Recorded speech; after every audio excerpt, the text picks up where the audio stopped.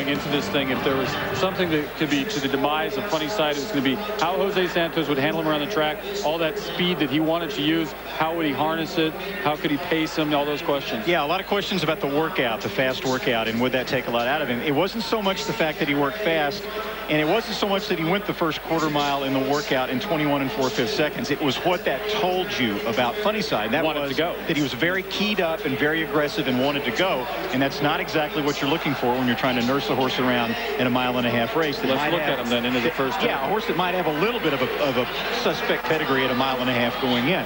And when you watch Jose Santos as we pick up Funny Side's ISO around the first turn at Belmont, you will notice that he is pulling very hard, trying to restrain Funny Side, and Funny Side's wanting to go.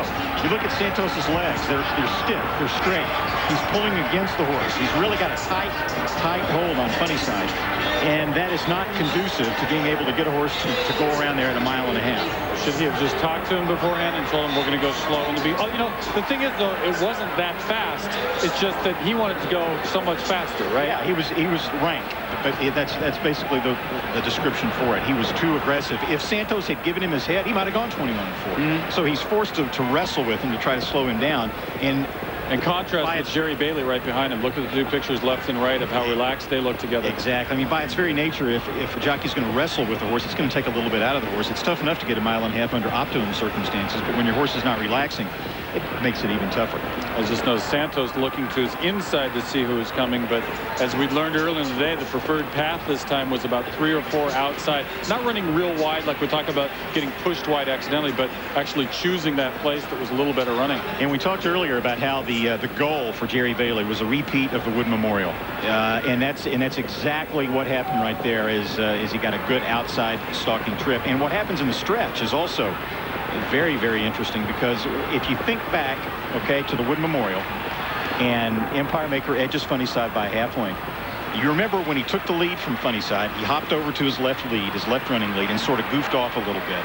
And Bailey said that all he needed to do was hit him with his left hand, go to the left-handed whip to shake him up, that he had found out that was the key in the Florida Derby. But he didn't want to do that in the Wood Memorial because he didn't want him to run off and win by 4 or 5 lengths. Right. He wanted to save something. He only had to hit him one time later in that race.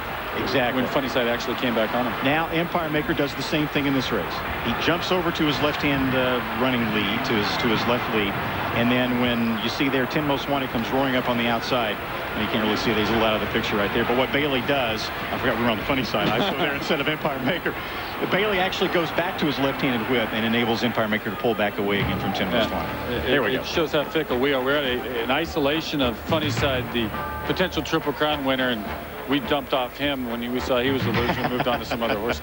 Empire Maker winner 3/4 of the length. Very impressed with what 10 Most Wanted did in this race. Funny Side hung in at least for third. Dynaver, Supervisor, we take it all back. The fans bet him down to 14 to 1. I guess at least he was better in Scrimshaw on this day. 30 lengths back of the winner, Empire Maker. We're going to come right back from Belmont, New York. It's still raining. It's been raining all day. And it rained on Funny Side's chances to go on and join Affirmed as the next and 12th Triple Crown winner. But there are just still 11 when they put those placards out again next year. There's Secretariat. He did in 73. Coming right back from Belmont after this break.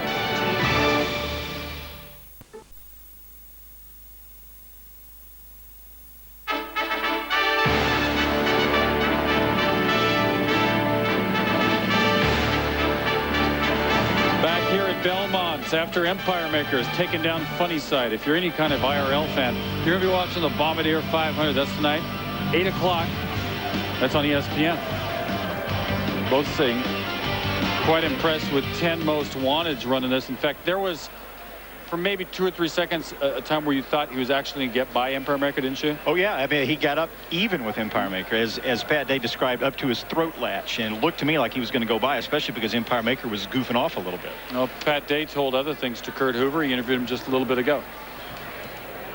We are with jockey Pat Day, and Pat, no one likes to finish second in this game, but a big effort today from 10 Most Wanted. Well, when they lay it all on the line for you like 10 Most Wanted done today, you got to be happy with that. When they give you 110%, that's all you can ask. And he really did. He gave me all he had in the drive. Coming off the turn, I made a big lunge at Empire Maker. I thought at that point I was going to go ahead and get on by him, but the Empire Maker fought back and We never did get in front of him. We got up right up about a head or a half a neck off of him, and that's kind of the way we finished. And Pat, the pace was relatively slow for this type of race. Were you a little worried back there that you might have to move early? No, actually, I was tracking Empire Maker, and he was right on the neck of Funny Side, and I liked the way, the way we were moving, the way we was getting over the ground and everything, and just tried to conserve as much as I could, make a race of it off the turn, and we done that. We just didn't get our number up today. A lot of water on the racetrack today, Pat. Sloppy racetrack. Any effect, in your opinion, on what happened on today's Belmont? You'd have to talk to Jose on how his horse was, Funny Side was handling the racetrack. My horse handled it fine. He got over it good, was getting a hold of it well. No complaints on the racetrack. I think they've done an outstanding job given the inclement weather here today. Pat, thanks for the time. Go get dry. Thank you very much. Pat Day, second in today's Belmont on 10 Most Wanted. Guys? All right, good run by 10 Most Wanted and a $44 exact if you want 1 and 6 Empire Maker up front.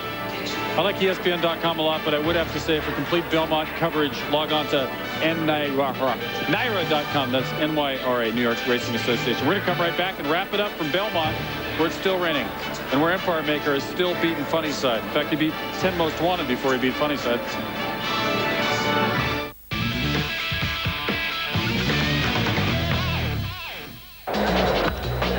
Rodriguez sends the ball to right field. Sheffield sliding will make the grab. Blaylock hustles back to first.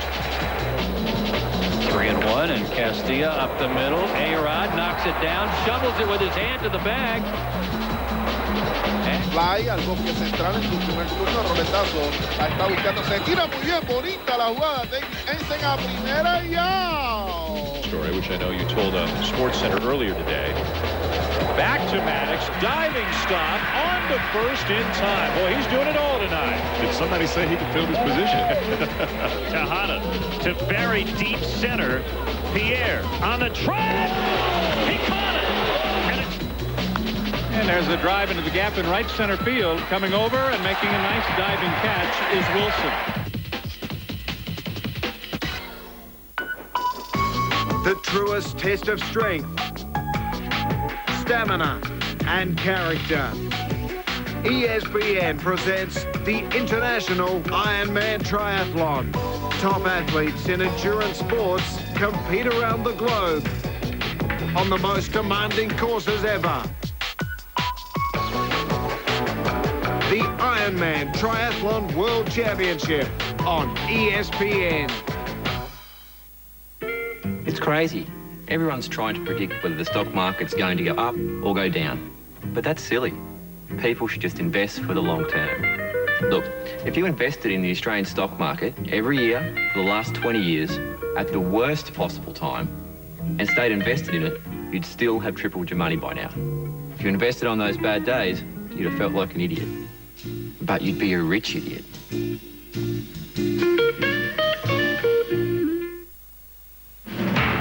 This ESPN presentation of Citgo Triple Crown is brought to you by Citgo. We know you. By Visa, proud sponsor of the Visa Triple Crown. By Budweiser, the best things in life are the things that are true. Budweiser. By Long John Silver's, dive into something different. By Plateau Herbicide from BASF. We make Bermuda grass hay better. And by NTRA.com. Win a trip to the world premiere of Seabiscuit the movie at NTRA.com. Equibase.com, your official online source for racing information from entries to results and everything in between. Equibase.com is a service of Equibase Company, the thoroughbred industry's official database. Hey, if you love computers and you love TVs and you want to just smash them all together, don't do that. Instead, go and watch ESPN Motion. You're going to see, in fact, the Triple Crown races. See this one, the Belmont, going to be on there real soon, the one that Empire Maker just won. So, Randy, as we close out, did Funny Side have any excuse at all for not winning this one? I don't think so, other than the fact that he was a little too rank early with Santos. I don't think the racetrack condition was an issue whatsoever. Well, a lot of people thought Empire Maker was the one. I know that Bobby Frankel, way back when he saw this one as a yearling, thought he was the one. Jerry Baylor was a believer from way on. And they are both correct when it goes to a mile and a half anyway. They're the leader now in the 3-year-old class. They've taken down the great Funny Side. The Triple Crown thing's over this year. Only 11 Try to get to Barton Tag to hear more, but we'll hear from him another day, and we'll see Funny Side race another day, hopefully a long time into the future. See you next time for Belmont. Next up, Sports Center for the Stanley Cup.